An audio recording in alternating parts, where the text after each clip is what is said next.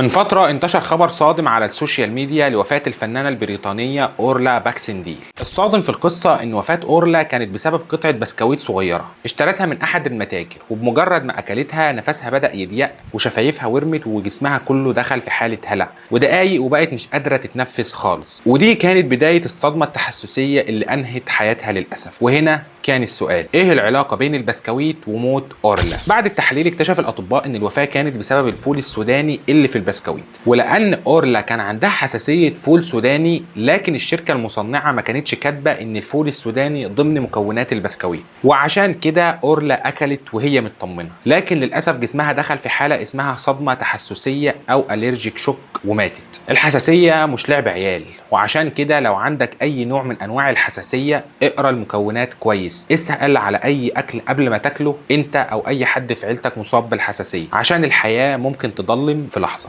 سلام.